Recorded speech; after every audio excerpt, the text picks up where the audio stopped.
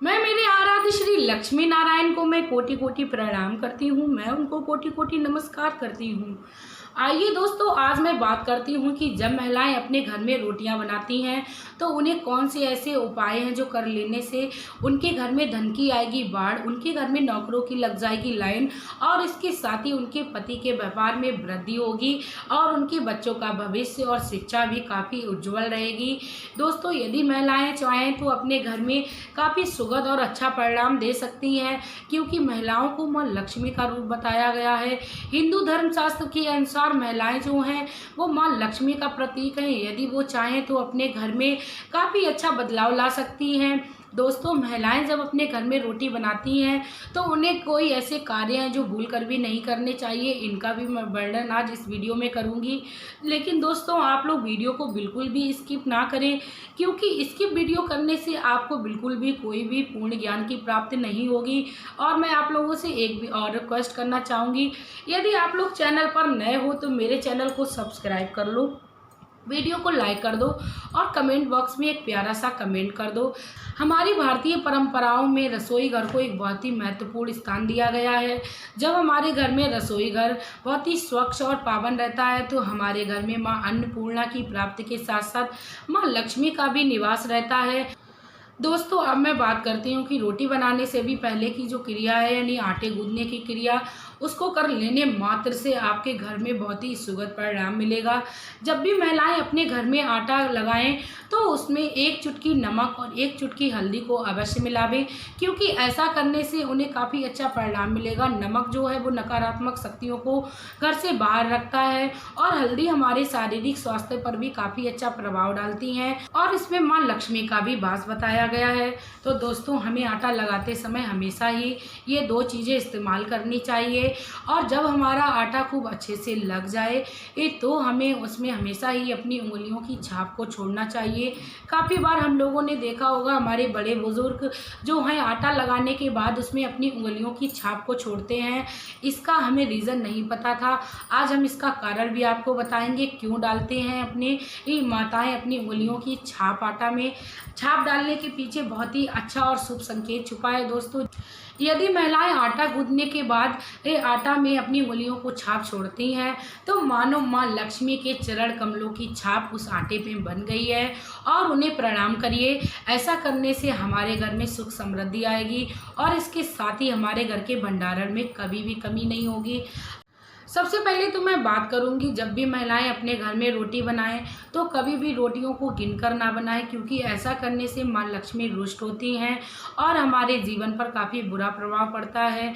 यदि हम लोग स्वास्थ्य और धन की दृष्टि से देखें तो ये अच्छा भी है, लेकिन हमारे हिंदू धर्मशास्त्र में ऐसा करना बिल्कुल भी वर्जित बताया गया है, क्योंकि रोटियाँ गिनने से ये हमारे घर में माँ लक्ष्मी रुष्ट होती हैं और माँ अन्नपूर्णा जो हैं वो भी रुष्ट होती हैं। तो रोटियों को कभी भी भूल कर भी गिनकर ना बनाएं, क्योंकि रोटी हमेशा ही 2-4 एक्स्ट्रा ही बनानी चाहिए।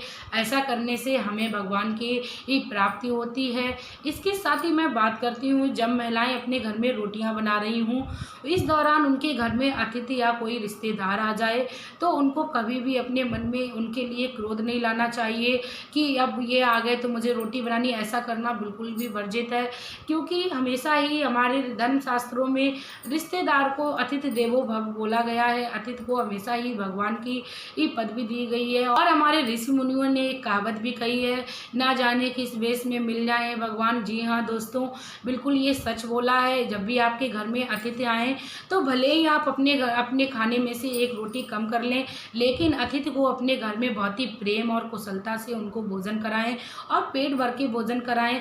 ऐसा करने से माँ लक्ष्मी भी प्रसन्न होती हैं, माँ अन्नपूर्णा भी प्रसन्न होती हैं और भगवान भोलेनाथ की भी कृपा दृष्टि मिलती है। जिसके घर में अतिथि का सम्मान हुआ, समझो उसका यश जगत में विख्यात हो जाता है। हमेशा ही अपने अतिथि के आने पर आपको खुश होना चाहिए और उनके लिए हमेशा ही आदर सम्मान रखना चाहिए और उनको खुशी के साथ ही हमेशा ही विदा करना चाहिए। अब मैं इसके बाद बात करूंगी, हिंदू धर्म शास्त्रों के अनुसार जब हम रोटी को बनाते हैं तो अपने मन में यदि हम भगवान के ध्यान का स्मरण करते हैं और हमारे घर में धन के भंडारण में में बढ़ोतरी के साथ साथ प्रभु की भी कृपा मिलती है। और हमेशा ही हमें अपने मन में भजन को गुनगुनाते रहना चाहिए, या भजन नहीं आता है तो हमेशा ही प्रभु के नाम का स्मरण करते रहना चाहिए। ऐसा करने से बहुत ही शुभ परिणाम मिलता है, हमारे घर में धन की बाढ़ आती है। जब भी महिलाएं अपने घर में रोटी को बनाएं तो उनके मन को हमेशा ही प्रसन्न और कुशल रहना चाहिए, क्योंकि ऐसा करने से बहुत ही अच्छा परिणाम मिलता है। काफ़ी बार हम लोगों ने देखा होगा कि महिलाएं बच्चों से चिल्लाती भी जाती हैं, और अपने पति से भी कोई बात हो गई तो उस बात को लेके उनसे बहसबाजी होने लगती है। ऐसा करने से बहुत ही ज़्यादा बुरा प्रभाव मिलता है। आप हमेशा ही अपने मन को शुद्ध और अच्छा करके रोटियां बनाएं। ऐसा करने से प्रभु की कृपा के साथ साथ हमारे घर के रिश्तों में हमेशा ही मधुरता आती है। तो हमें ये कार्य भी नहीं करना चाहिए। अज्ञानवश या बुद्धि भ्रम होने के कारण यदि कोई भूल हम लोगों से हो जाती है तो हमें भगवान विष्णु से और भगवान भोलेनाथ से और इसके साथ ही माँ लक्ष्मी और माँ गौरी से हमेशा ही इस गलती की माफ़ी मांगनी है। रोटी बनाते वक्त सबसे पहली रोटी तो हमें अपने घर में गाय की निकालनी चाहिए, क्योंकि ऐसा करने से हमें संपूर्ण सुखों की प्राप्ति होती है, और ऐसा करने से हमें पितृदोष से भी निजात मिलती है। यदि हमें पितृदोष लगा है तो हमें ये पहली रोटी गाय की निकालनी चाहिए, और उसमें उसी के बराबर आटे की लोई रखनी चाहिए, और उसमें एक गुड़ या शक्कर रखें। ऐसा करने से प्रभु की कृपा मिलती है, और पितृदोष में भी हमें काफ़ी हद तक निजात मिलती है दोस्तों। और मैं बात करूंगी, जब हम सारी रोटियां बना लें तो लास्ट की एक रोटी कुत्ते के लिए ज़रूर बनाएं। ऐसा करने से हमें शनि दोष से आराम मिलता है, और हमारे जीवन में चल रहे इस साढ़े साती ढैया से भी आराम मिलता है। तो हमें कुत्ते की रोटी अवश्य बनानी चाहिए, और कोशिश करें आप सब रोटियों से उस रोटी को बड़ा बनाएं। ऐसा करने से हमारा परिवार जो है वो बढ़ता पड़ता है। ऐसा करना बहुत ही शुभ संकेत देता है। हमेशा ही लास्ट वाली रोटी को बड़ा बनाएं।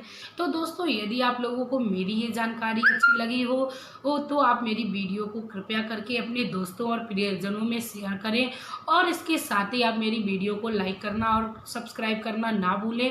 दोस्तों, अपना कीमती प्यार और समय देने के लिए धन्यवाद।